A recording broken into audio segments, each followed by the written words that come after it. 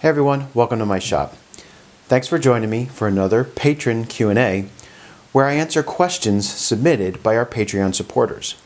Now, if you'd like to support our efforts and have your questions answered right here on the channel, please consider joining our Patreon community. We'll have more information on how you can go about doing so at the end of the video. Right now, though, let's get into today's questions. So our first question today comes from Hugo. He wants to know about miter shooting boards, specifically donkey's ear shooting boards, how they're built and how they're used.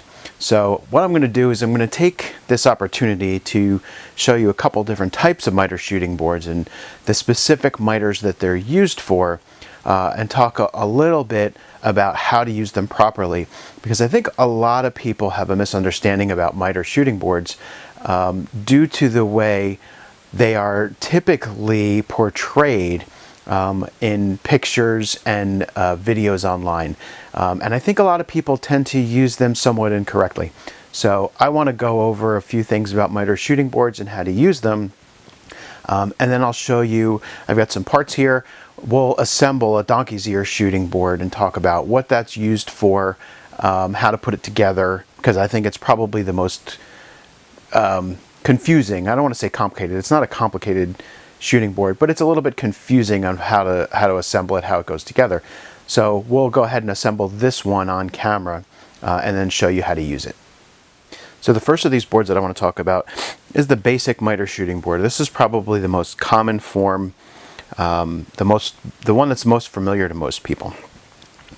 You have a top board with your ramp, and that chute or ramp is for your plane to ride in and reference against. And then you have your fence. And your fence, this particular type of miter board is used for making frame miters, flat miters like you might see in a piece like this. So like a flat frame. The idea is that your plane rides in the board, and you can plane 45-degree miters quite nicely. These types of miter shooting boards typically do or should be able to be approached, the fence should be able to be approached from both sides. And there's a reason for this. When we start to talk about frame miters, or any miter, we always want to keep in mind our reference face and our reference edge. In this case, this board, let's say that this corner is our reference edge and this is our reference face. So we want to put the reference face down against the board, and we want to put the reference edge back against the fence. You're always going to have a similar reference face and edge on your project. If you're going to make a frame like this, okay, let's say we want to make the back side here, so the side that's facing down, that's going to be our reference face, and then the outside is going to be our reference edge. So for this board, we can just drop that right down against this front fence. This one, we can't do that because this is the reference face and this is the reference edge. If we keep the reference face against this board, okay, we can't. We can't put the reference edge against the fence if our reference face is down. Similarly here, if we want to keep the only way to do that rather is to have come at it from the other side, because we just can't plane here.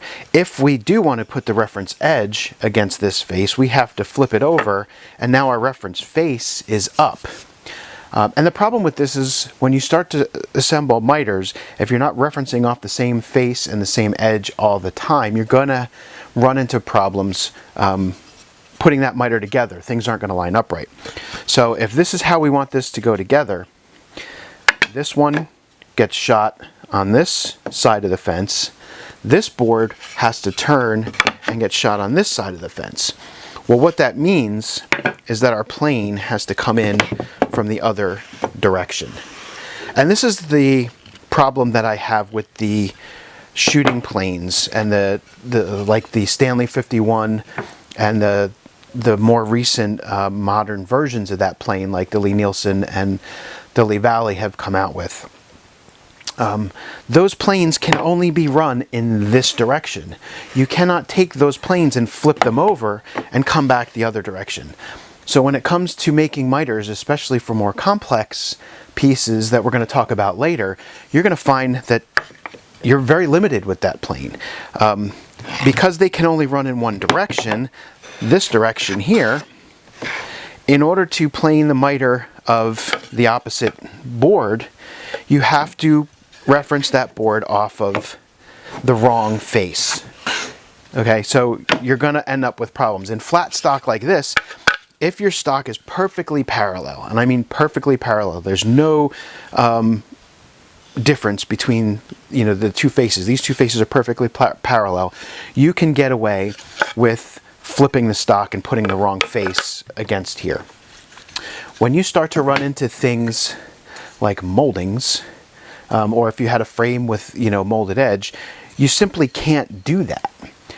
So you have to have a way to plane from the other direction. And that's where those shooting planes are extremely, extremely limited. They're really only useful for 90-degree shooting boards, for, you know, square pieces like this. When you start to get into moldings, you really can't even shoot those moldings square because you're not putting the flat face and the flat edge against the fence all the time. You just can't do it. You always have to be able to come from the other direction. So this is the most common form. 45, or I should say 90-degree fence. Okay, this fence is just a board with a perfect 90-degree corner here that is mounted at 45 degrees to this edge. The easy way to make this is to get a perfect 90 on this corner and then use a 45-degree square to mount it to here. The benefit of making your fence this way is that if this this face is not perfectly 45 to this edge, you know, if it's a quarter of a degree off or something like that, when you plane and reference off of this side, you're going to make up for that. So when you put these two pieces together, you're going to have the inconsistency is going to cancel out. You're going to get a nice 90-degree corner because you were sure to make this a perfect 90. If you're planing only this way all the time, and then you take your other piece, okay, you take your other piece and you put the wrong reference face against, you're going to be planing both of these at exactly the same angle. So if this is mounted off by that quarter degree, you're going to be a half a degree off here, and your miter's not going to work out right. So that's another reason to build your miter shooting boards this way, so that you can flip your plane over, plane from this direction, use a perfect 90-degree fence, and then you can get perfect 90-degree miters. So that's the first type of miter shooting board, and that's really used for flat miters for things like frames. Okay, let's look at a second type of miter shooting board. This one is sometimes referred to as a donkey's ear, but it's really not a true donkey's ear in the historical sense. This is a little bit more of a modern design that's sort of based off of a miter jack, which I don't have, and I'm not going to demonstrate that. But this is a miter shooting board that's meant for doing flat miters for an inside corner. What do I mean by an inside corner? An inside corner would be like if you're mitering molding for a wall and you want to join it like this. Okay, this would be an inside corner miter. That's really what this is designed to do. Now, some people might argue, well, no, this board is meant for making box miters for like a box like this for an outside corner. And I don't have a miter on this board, but just imagine that I did.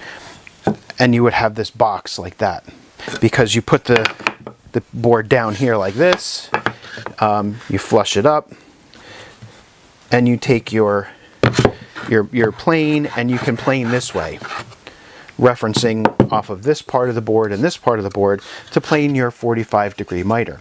Here's the thing. Once again, if your stock is flat and perfectly parallel, you can get away with putting your non-reference face down and referencing off of this board. But as I mentioned with the last shooting board, the reference face should be against this part of the board, and the reference edge should be against either here or here, depending on what side of the miter that you're planing. Now, when you're doing this, you might say, okay, or from this direction, maybe it's easier for you to see. You know, we come from this direction and we do this planing action, and usually you would have this hanging off a bench or something. It's easier for you to see this way.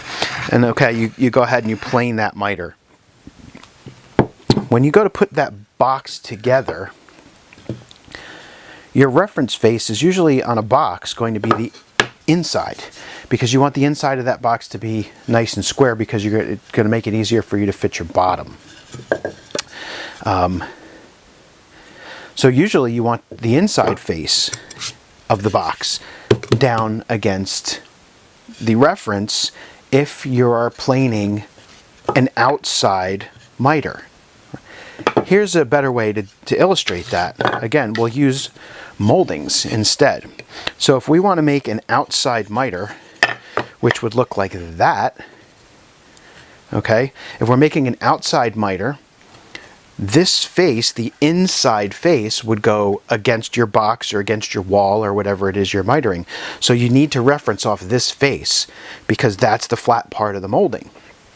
Well, if I take this box molding, right, same thing as this one, you're saying it's going to be a box, so it's an outside miter. If I take that outside miter and I put my flat face against here, look what happens. That miter is in the wrong direction. The only way to plane the miter for an outside mold, which this is obviously for an outside. Okay, we can't plane miters for an outside miter on this type of box, because when you put that flat face down, the miter's in the wrong direction. The only way for us to plane this would be to attempt to balance this piece on here while we're planing, and as we plane off the edge of this molding, all that's going to happen is that plane is going to tear out all the wood along this molded profile. So that's a tip that I have for you when you're not sure which miter box to use. Grab yourself a piece of molding and see, okay, if I had a piece of molding, how would I plane the miter that I want in this miter box? And in this case, we can't. So this obviously cannot be for an outside corner, miter for an outside corner, because the outside corner just doesn't fit. What does fit is our inside molded edge, and we can then take our plane and plane that just fine. But again, this is not a miter for an outside corner. This is for an inside corner. So this miter box truly is not really designed to do boxes, outside boxes, because you cannot put the reference face flat against here. Again, I'll reiterate, if your stock is absolutely perfectly parallel, you can get away with it, but it's not the ideal situation. The ideal situation would be to use a proper miter box. If you're doing inside miters, this is a great miter box to use. And in fact, you can even go back to this miter box to do inside miters if your molding is short enough. In this case, my molding sticks up above the fence, so it's not a small enough molding that I can use this miter box to do these inside miters. But if you have a small molding, this miter box also works well for inside moldings, and that's why it works so well for the frame molding. Although, as I mentioned, in the frame molding, we're referencing off the outside edge. Okay, so this is a versatile shooting board if you want to do frames or outside moldings, inside moldings, as long as your moldings aren't too tall. When your moldings start to get taller, then you got to go to something like this, so that you can reference the flat part of the molding here, and you can do your inside miter. If you want to do an outside miter, the only real way to do that is with a true traditional donkey's ear shooting board, and that's the one we're going to talk about next. Before we get to the traditional donkey's ear, there's one more miter shooting board I want to talk about that's also frequently referred to as a donkey's ear. You may have seen shooting boards that attachments for your regular 90-degree shooting board, where they'll have this big ramp that sits like this and will hold your piece so that you can use your regular shooting board for miters. Those are, again, sometimes referred to as donkey's ears, but they're really not. They're really no different than this, okay? Here's the ramp.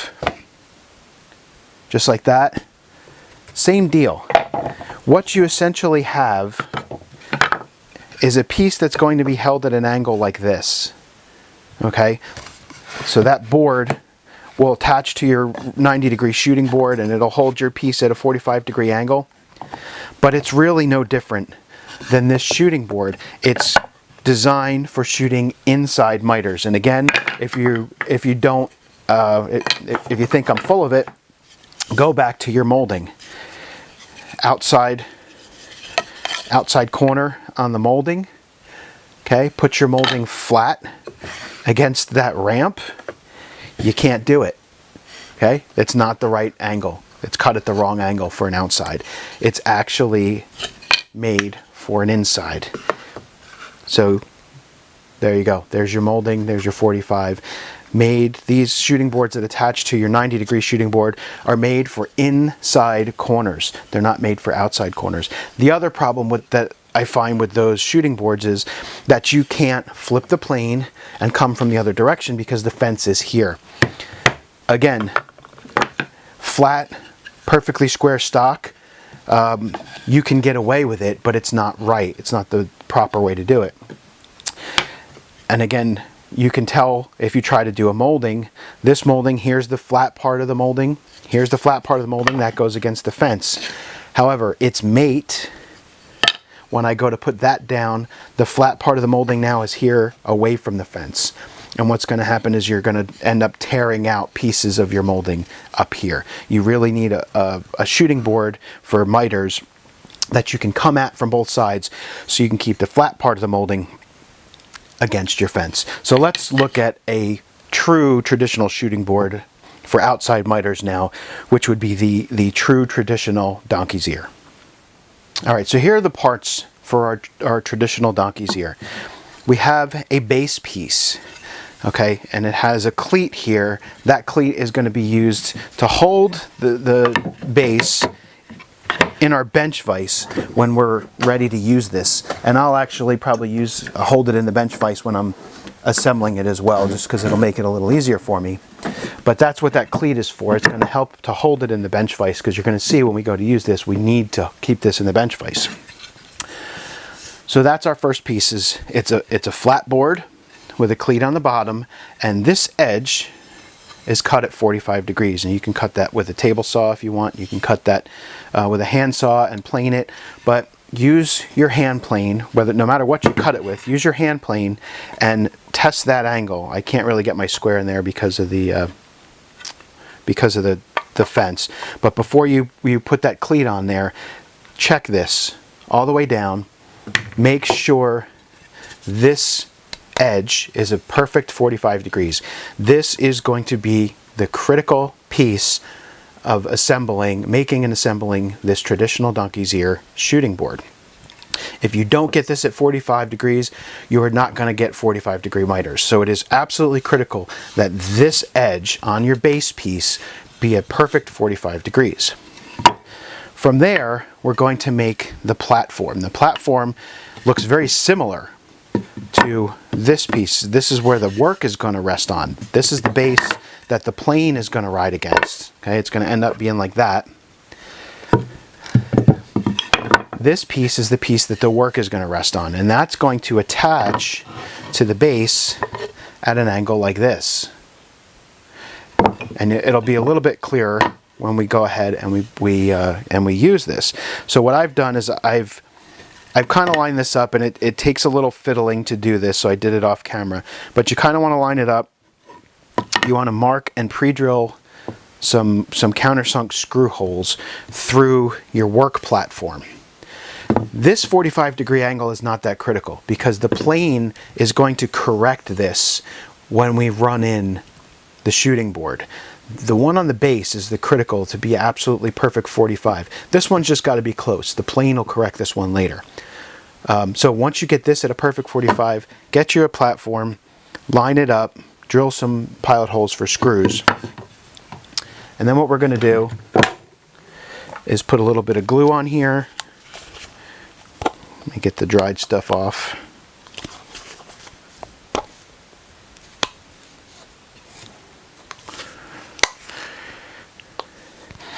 Put a little bit of glue on this piece. You don't want a ton of squeeze out, so don't put a lot of glue. If you can manage to do this without getting any squeeze out, even better. So I'm just going to put a little bit of glue on here. I don't want to overdo it.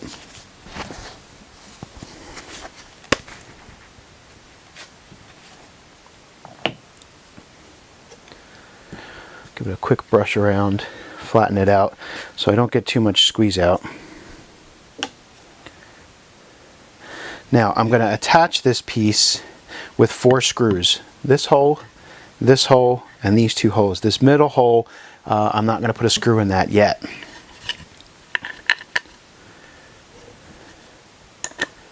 And again, I've already pre-drilled these so that this will go together fast.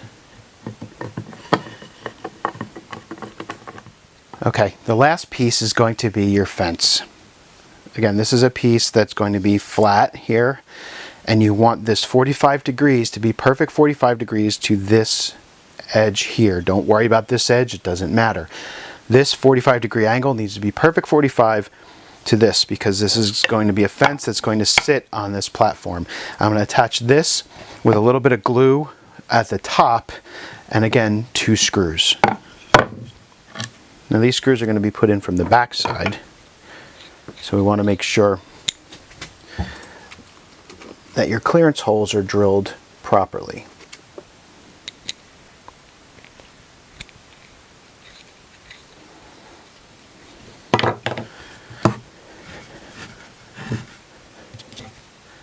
I would normally do this in a vise or some way to hold it. I'm just going to hold it against my fat gut here, just so you can see it for the camera. Do not snug these screws down tight just yet. Get them started, but leave them loose. Now, here's the second critical piece of setting this fence. Take your tri-square, combination square, what have you, and make sure you get this fence set at 90 degrees to this edge. Okay, so you want to take your square, get it 90 degrees before you snug these screws down and before that glue dries. Alright, so here's the cross section of your traditional donkeys here. Here's the base piece with the cleat that's going to go on our bench vise. Here's the work platform and the fence. Okay, so it's a pretty simple construction. The way this is going to work is it's going to sit in our bench vise like so. Get that cleat down there. We'll clamp that in the bench vise. The plane is going to ride against the work platform at 45 degrees. And I mentioned not to worry about this because, as I mentioned, the plane is going to make any corrections to this that are necessary as you run this board in. Okay, now that it's run in, we can use it to plane outside miters. So, going back to our box, if you're going to be making an outside corner for a mitered edge box, this is the type of board you really want to be using, because the inside face of that miter and the edge of that miter can both be against the proper reference surfaces, and we can now go ahead and plane that miter to a perfect 45. Okay? More importantly, Okay, before, remember that the two boards before that we talked about, the two different miter shooting boards from before, gave us our inside miter. Okay, so this is the one that it got us before. But what we want is this one. We want the outside miter. Okay, so if we want to create an outside miter for molding to wrap around a case, a piece of furniture, this is the shooting board we need to be using, because this is the only version of the shooting board that we have where we can reference the flat face of the molding and the flat edge of the molding against the fence for planing. Let me put one on this side. I'll put the opposite one on this side so that you can see how that's going to work. And as mentioned before, you want this fence to be in the middle of the shooting board so that you can flip the plane over and come in from whatever direction you need to get a proper 45 degrees on these miters. If you only have the fence at one end, you can't flip the plane over, and you really need to be able to do that because, for example, this piece here, if I were to put it on this side of the fence, this corner of the molding is totally unsupported because it's not flat. This is actually profiled or rounded. So it's unsupported, and I'm going to blow some of that out. This part of the molding is flat, so if I put it against here, it's fully supported by the fence. I can plane in that direction. The molding is fully supported. I can get my full 45. So one half needs to be planed on one face from this direction. This half needs to be planed from this direction on this face of the fence. So it is going to be important that you get this fence nice and parallel. So that will get you your 45 degree outside miter. So that would be your traditional donkey's ear.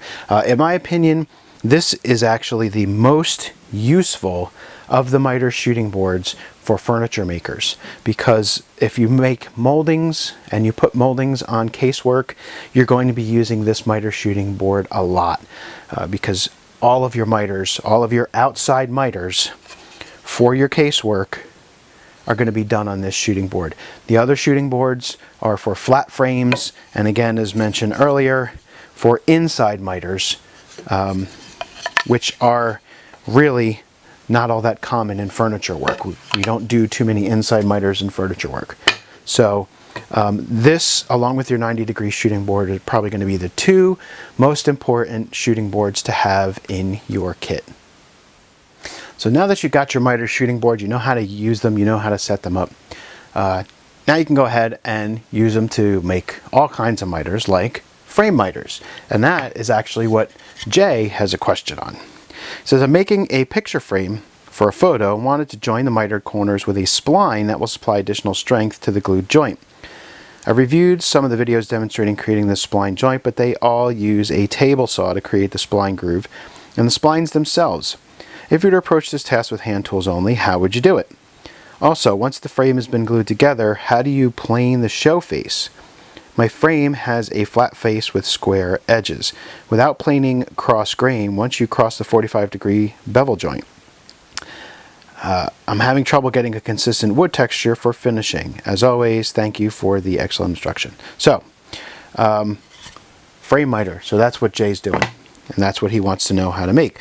So let's take a look at making that frame miter and then reinforcing it with a spline. Okay, so for a frame miter, we're looking at simple 45-degree miter. So you're going to take your board, and I'm sure we've all done this before. It's no different than laying out a standard crosscut. Take your 45-degree square, put in your knife line, okay, and then go ahead and cut that on a bench hook. You can just hold it in your bench hook and saw that piece off. Once you've sawn it off, you'll be left with your rough cut 45-degree frame joint. That's where this shooting board comes in. I'll just use my block plane because it's what I have sitting here. So then you can take your shooting board, that piece gets mitered there, this piece gets planed here. Usually I would clamp the cleat in a bench vise. Okay. Plane your miters till you get a nice tight 45-degree miter. The next thing you're going to have to do is glue that miter together. So what I do, the first thing you're going to want to do is to size this glue joint. I just have some type on here. In fact, I won't even bother to glue it together. I'll just show you how I do it real quick. These old miter clamps are actually a really big help if you can get your hands on some. They do actually still make these. Irwin and Bessie still make and sell these. So if you go to your local Lowe's or your local Home Depot, you can probably find some. I have an old set, an old Craftsman set that happened to be my my late uncle's. So that's what I'm using. So the first thing you're going to want to do is size these two pieces. And what do I mean by size them? Well, this is primarily end grain, and if you think about a stack of straws or coffee stirrers, it's mostly holes. So we need to fill those holes in, otherwise this joint is not going to be very strong. So what I'll do is I'll take some glue. Hide glue works great, Type-On is fine, whatever you got. Paint a thin coat of glue on each one of these faces and let it sit for 2 or 3 minutes. What's going to happen is that end grain is going to soak up a lot of that glue. Then after those 2 or 3 minutes and you've got a surface that has some glue on it and the end grain has soaked it up, then put another layer of glue on here, and you can go ahead, clamp that miter joint together. You can put it in miter clamp if you want to kind of help you hold things. And I use these really just to hold the pieces together. They don't really apply any clamping pressure across the joint, so you can't really use them for that. But it really helps to hold the two pieces together. And then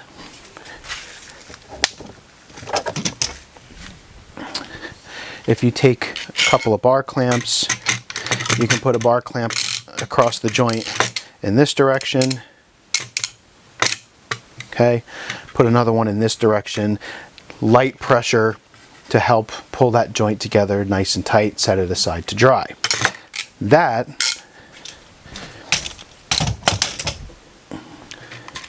put this aside.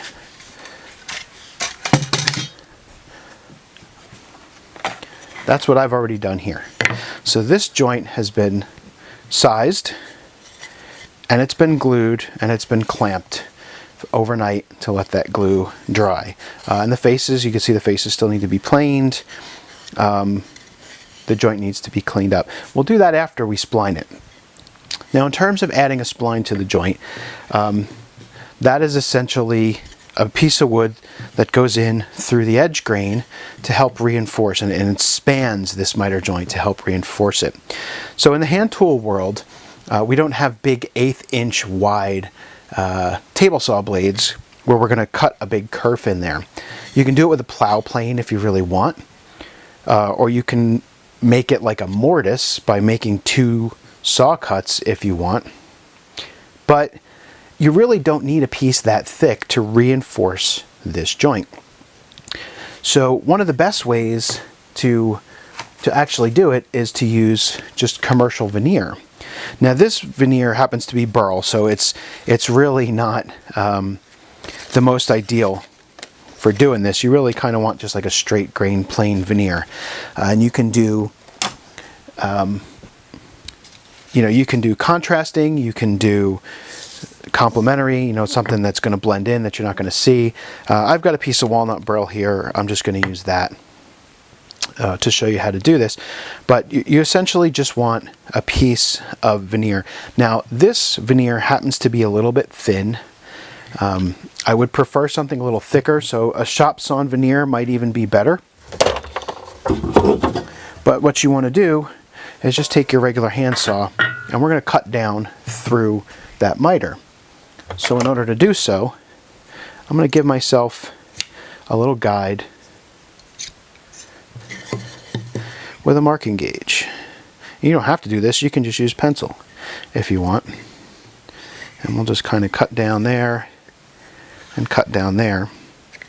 Let me darken that in so you can see it.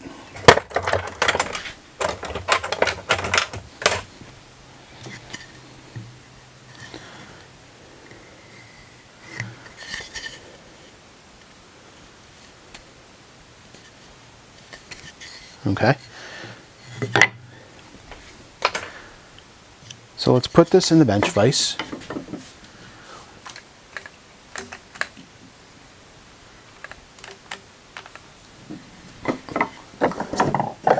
Now, like I said, a little bit thicker veneer would be nicer. But you want the veneer to be about the same thickness, a little thinner than the set in your saw. You don't want to, if you've got a caliper, you can measure it. You don't want it the thickness of the plate, you want it the thickness of the set. That's what you want to look at. And we're just going to saw down through the edge of this miter.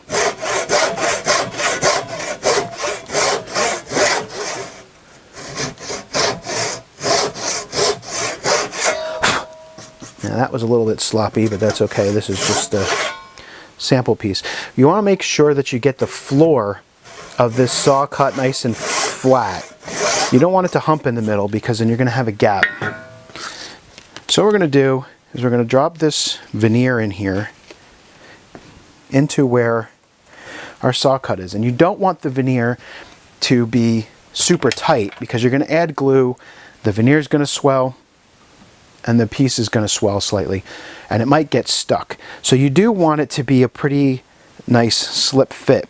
Like I said, you can do this with shop sawn veneer if you can't get commercial veneer that's thick enough. This veneer is a little thin, but for this demonstration, it'll work just fine. Get you a pencil. Go outside. Leave yourself plenty of room there outside. And you can actually, at least for this veneer, you can take a pair of shop shears, shop scissors, and you can just cut that veneer.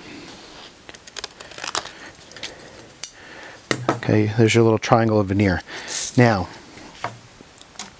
what's going to happen, you're going to put glue on both faces of this veneer, put it back in there, and set that aside to dry. Leave the veneer sticking out just like that. And give it a good hour to 2 hours to dry. Once you put the glue on, the veneer should fit a little more tightly. But again, try to get a veneer that is a slip fit when it's dry and doesn't require too much pressure to push in. But you also don't want it to be too thin because it'll kind of show up. It'll show up in the finished piece, and this is a little bit thin, but it's okay for what we're going to do here. So I have already gone ahead and glued one in. So now once your glue dries, what you can do is take a little flush cut saw. You can do this with a chisel. You can do it with a regular saw. I find the flush cut saw works really nice because it's got really fine teeth, and it will cut the veneer rather than scratch it all up or rip it out. What you don't want to do is rip it out. So once you've got your veneer trimmed close to the edges of the miter, you can then take a block plane or smooth plane or whatever you've got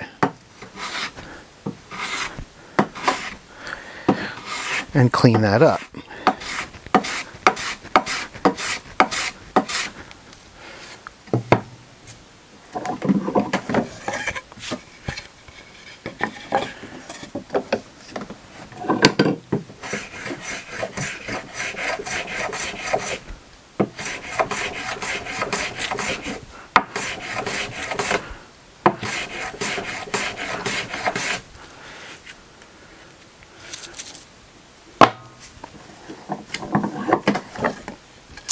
And what you end up with is a nice veneer line through that miter that's going to add a lot of strength to the corner of that miter joint. And if you do it in a nice complementary wood, it makes a real nice line. Now, as I mentioned, this veneer was a little bit thin. And you can kind of see that because you see a little bit of gapping in there. So you really want a veneer that's a little bit thicker. If you can get a commercial veneer that comes close to one of your saws, go with that. If not, you can shop saw veneer like I showed in one of the previous videos. And you can even use a thicker curved saw, like a full-on rip saw or crosscut saw with a much thicker blade, a much thicker kerf, and your shop saw veneer will fit in that kerf a lot better. So now that that's cleaned up, the other thing you want to do is clean up your faces. Now I'm going to do what you don't want to do this against a tooth planing stop because it will leave marks. So if I have a piece of scrap here somewhere, that'll do. So now you need to plane around a corner. And this was the second half of Jay's question. How do you plane around that corner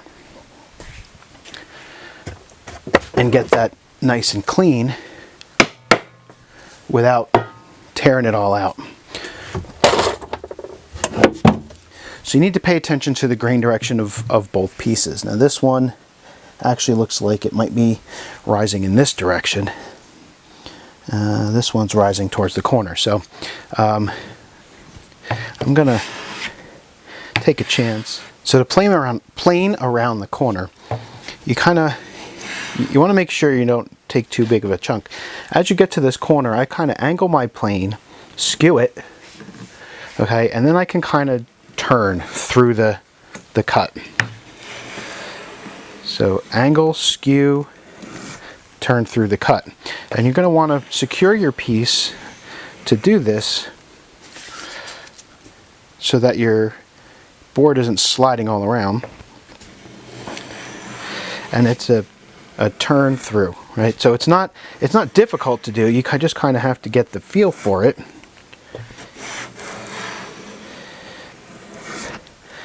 And you're just turning that corner. The hardest one, it's actually harder to do it on the inside corner because you tend to make your turn too soon or too late and end up tearing out this inside corner. But if you just turn and kind of go through, and you might get a little bit of scratching as you make the turn, keep your plane skewed, and you can just change directions and plane through that corner. Inevitably, you are probably still going to get a little bit of tear out. If you do, it's nothing that a little bit of hand sanding typically can't fix.